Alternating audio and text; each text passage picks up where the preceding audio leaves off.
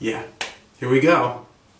ESL Trailblazer, new episode, totally pumped. You know what that means. Boom, let's make something happen. Episode this week, cause and effect. Love the topic. Really useful, practical. That's our goal here. Practical, useful. So let's see what we got. Let's get right into it. Let's make something happen. So here we go. Let's start with opinion adjectives. I've mentioned them before. When we're doing a conversation with somebody, we can react by just giving one word responses, but real opinion adjectives. So remember I told you about outrageous and disturbing. I got a couple more. Inevitable. That means that something is going to happen no matter what. It's inevitable. Stress on that. Inevitable. Okay. Another one. Justifiable. That means that there's a good reason for it. Justifiable. You see this shirt right here? It's justifiable. Okay. There's a good reason for it. I need to remind you, we got to make something happen. You want to improve your language skills? We got to make something happen. Okay. Justifiable. All right. Inevitable. We're going to keep making these videos. It's inevitable. We're going to keep making them, okay? It's inevitable. Christmas is coming, and that means you got to buy some presents for your loved ones, for your family. It's inevitable, okay? If you show up to the Christmas party without a present, it's unjustifiable and very upsetting to the parents or the family members, okay? So I'm moving on. Upsetting. That's another opinion adjective, okay? Sorry, it's a little negative, but we gotta go with upsetting, okay? Now, you don't want to upset the folks, the family members, okay? It's upsetting when you're walking your dog, which I do every day, and certain neighbors around here don't pick up their dog's stuff, okay? Droppings, whatever you want to call it, okay? So when that happens, opinion adjective, that's appalling. Appalling! Not upsetting. I'm taking it to another level. Appalling! Unacceptable behavior. You might even go and say that that's irresponsible. Use these words. Don't just say, that's bad. That's bad. Bad. Boring. Bad. What does it mean? Bad. Okay. You're a bad boy. You're a bad boy. Like talking to your kid. Irresponsible, appalling, dreadful, justifiable, inevitable. Those are opinion adjectives. I'm going to go now in a different direction. Cause and effect, inevitable outcomes, inevitable results. Because I want to talk about cause and effect. Okay, so inevitable results and inevitable outcomes means that we know what the results and the outcomes are going to be because if it's in a work or professional environment, we've done this before, we know the routine, we know how everything goes, and it's inevitable. The result is going to be inevitable, okay? Maybe we know the person who's working on something and they have a track record. Love this expression. First idiom of this lesson, track record. You can have a great track record or you can have a poor track record, okay? So, if you have a great track record, everybody wants to work with you. Everybody wants to do business with you. If you got a poor track record, nobody invites you to the Christmas party because you end up passing out on the couch. Or if you got a poor track record, nobody wants you on their team. Track record means your performance. What your performance is in a historical perspective. Okay? So, poor, great track record. Connected with results, okay? Let's move on. Phrasal verb, bring about. It's another word for cause, okay? So we can bring about change, like ESL Trailblazer. Let's make something happen. We can bring about a transformation, which means a complete change. I repeat, transformation, complete change. The city I live in, Krakow, has been transformed. After 20 years, communism ended. We got capitalism now. Good old capitalism. The city is transformed. Tourism, places is booming, new buildings, new infrastructure. Okay, we can bring about a transformation with policies and government, but we can bring a transformation with our language learning. We can make something happen, boom, and bring about a transformation. You can bring about bring about change in your life. And if you really want to push it, you bring about a revolution. Boom, revolution. I'm going for revolution. I hope you're going for revolution too. Okay, what else we got? We got another word that might be a surprise for you, but to attract. Okay, so you might say attractive. She's attractive.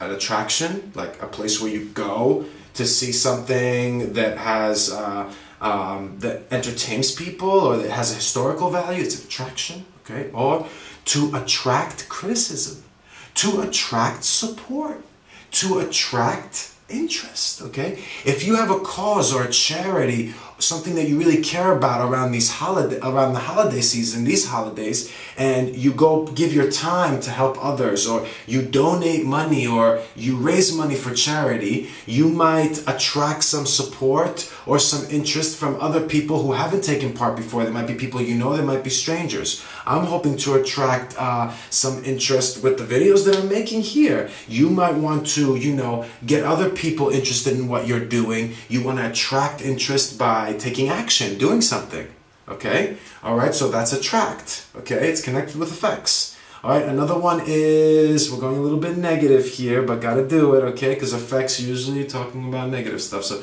we can go with incident, okay? There was an incident at work yesterday.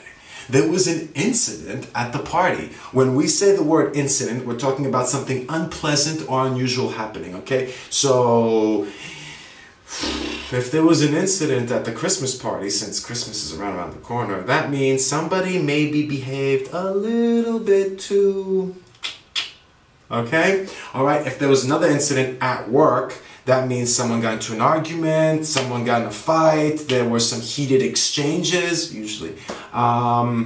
You get my idea. Incident, good word, okay? Remember some collocations for outcome. We said inevitable result or inevitable outcome, but we can also go with unforeseen, unexpected.